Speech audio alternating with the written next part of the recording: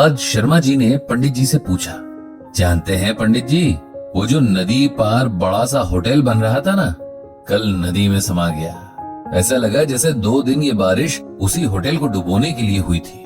नदी में ऐसी बाढ़ आई कि होटल की नींव तक पहुंच गई और उसे अपने साथ बहा कर ले गई। क्या? पंडित जी के मुंह से निकला। उन्हें वाकई बहुत हैरानी हुई और दिल में कहीं न कहीं एक सेटिस्फैक्शन भी, क्योंकि वो जानते थे आज नहीं तो कल ऐसा कुछ होगा। अब जो हुआ उससे पंडित जी का गीता पर यकीन और भी गहरा हो गया। अब आप सोच रहे होंगे कि गीता पर यकीन और नदी की बाढ़ में इस होटल के डूब जाने का क्या रिलेशन है? ये रिलेशन समझने के लिए आपको सालों पहले की एक घटना सुननी होगी। तब ये शहर एक छोटा सा कस्बा यानी टाउन हुआ करता था। तब यहाँ ना तो पॉपुलेशन ज्यादा थी और ना पोल्यूशन। लोग कम थे तो भीड़ भी कम थी। सड़कें खुली खुली और आसमान एकदम साफ नीले रंग का हुआ करता था। फिर धीरे धीरे यहाँ भी डेवलपमेंट के नाम पर पेड़ काटे जाने लगे। इंडस्ट्रियल एरिया डेवलप होने लगे।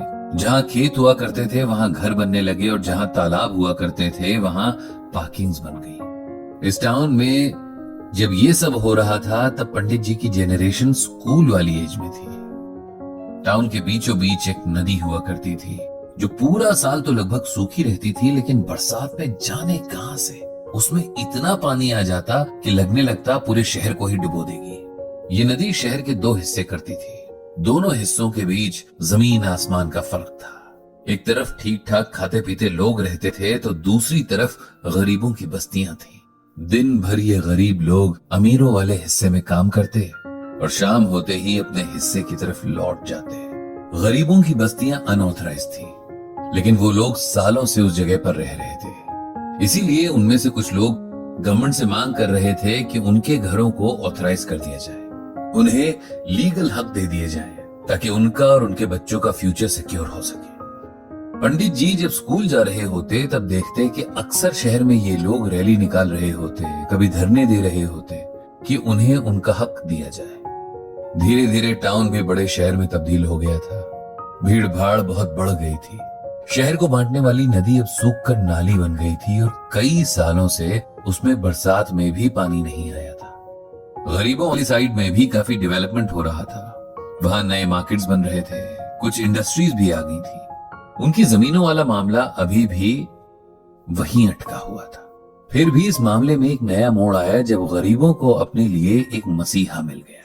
एक पढ़ा लिखा लड़का जो गजब का जोशीला था और बातें भी जबरदस्त करता था, वो इनका नेता बन गया। उसने इन सबको फिर से इकट्ठा किया और इनकी लड़ाई में नई जान डाल दी। ये लड़का बहुत अच्छी बातें करता था, पढ़ा लिखा था, तो उसमें कॉन्फिडेंस भी था। उसने इन लोगों को यकीन दिला दिया कि वो सरकार से इनका हक लेकर रहेगा। सबको इसकी बातों पर यकीन भी आ गया था।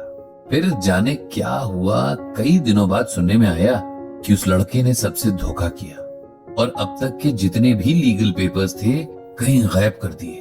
सुनने में यह भी आया कि उसने एक बिल्डर से साठगांठ कर ली थी। बदले में उसकी नदी किनारे वाली कुछ जमीन और लाखों रुपए मिलने की अफवाह भी सुनाई पड़ी थी। बेचारे गरीब लोग इतने सालों की लड़ाई एक इंसान के धोखे की वजह से हार गए थे। अब उनके पास न तो कोई सबूत बचे थे कि वो सालों से उस जगह रह रहे थे और न ही उनके पास अब आगे लड़ने की ताकत ही बची थी। पंडित जी के ऑफिस में उसी बस्ती से एक लड़का था जो वहां पियून का काम करता था। जब ये सब हो रहा था तब उसने एक दिन पंडित जी से पूछा कि आप तो हमेशा गीता ज्ञान सुनाते हो, इस बारे में आपका क्या कहना है? क्या हम सब इतने पापी हैं जो हमारे साथ ऐसा हुआ? अब हमारे बच्चे कहाँ जाएंगे? जिसने बुरा किया वो तो हर तरह से फायदे में है और हम सही होकर भी परेशानी में आ गए हैं। तब पंडित जी ने ये श्लोक सुनाया, परित्राणाय साधूनां विनाशाय च दुष्कृताम् धर्म संस्थापनार्थाय संभवामि युगे युगे। इसका मतलब यह है कि भगवान श्री कृष्ण अर्जुन से कहते हैं कि सज्जन लोगों के भले के लिए और बुरे लोगों के नाश के लिए और धर्म की स्थापना के लिए मैं युगों युगों से प्रत्येक युग में जन्म लेता आया हूं। इसे सिंपल वर्ड्स में समझो। भगवान कहते हैं कि जब तुम्हें लगता है कि कहीं पर अन्याय हुआ है और अन्याय करने वाला तो ठीक है, उसके साथ सब सही चल रहा है, लेकिन जिसके साथ अन्याय हुआ है उसे पूछने वाला कोई नहीं, उसके साथ खड़े होने वाला कोई नहीं। लेकिन ऐसा नहीं, मेरे पास सबके कर्म रजिस्टर होते हैं और जब पाप का घड़ा भर जाता है तब मैं खुद किसी न किसी रूप में आता हूँ और उसे सजा देता हूँ। लेकिन हर काम का एक समय होता है जिसे प्रकृति तय करती है।